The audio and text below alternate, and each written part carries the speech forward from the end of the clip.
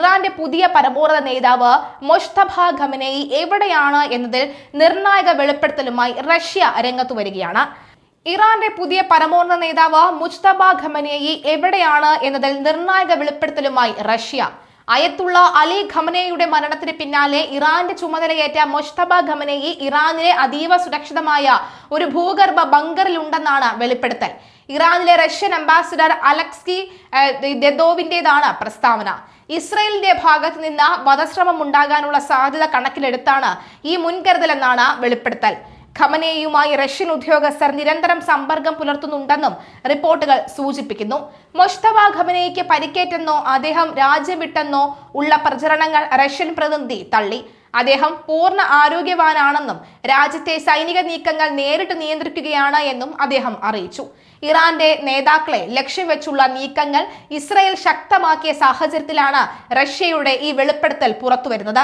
Ayatollah Ali Khamenei കൊല്ലപ്പെട്ട ശേഷം ഇറാന്റെ പരമോന്നത അധികാര കേന്ദ്രമായി മാറിയ മൊജ്തബ ഖമനേയി പാശ്ചാത്യ രാജ്യങ്ങളോട് കൂടുതൽ കടുത്ത നിലപാട് സ്വീകരിക്കുന്ന വ്യക്തിയായാണ് അറിയപ്പെടുന്നത്.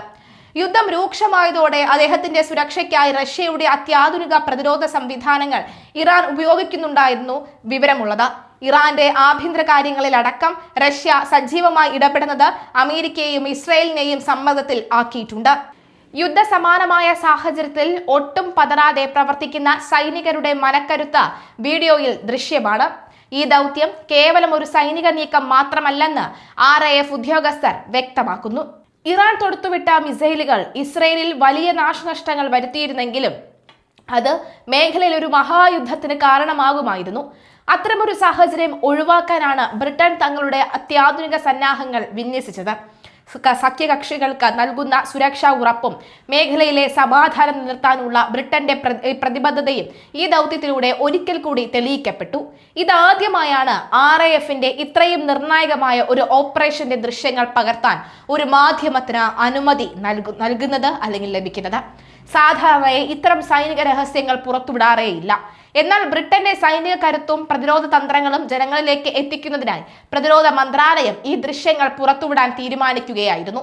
ലൂസി വില്യംസിന്റെ റിപ്പോർട്ടിംഗ് ആകാശത്ത് നടക്കുന്ന ഈ നിശബ്ദ പോരാട്ടത്തിന്റെ തീവ്രത ലോകത്തിന് മനസ്സിലാക്കി കൊടുക്കുന്നുമുണ്ട്. ഇറാന്റെ വ്യോമാക്രമണത്തെ തടയുന്നതിൽ ബ്രിട്ടൻ വഹിച്ച പങ്ക് അന്താരാഷ്ട്ര തലത്തിൽ വലിയ പ്രശംസ പിടിച്ചുപറ്റിയിരുന്നു.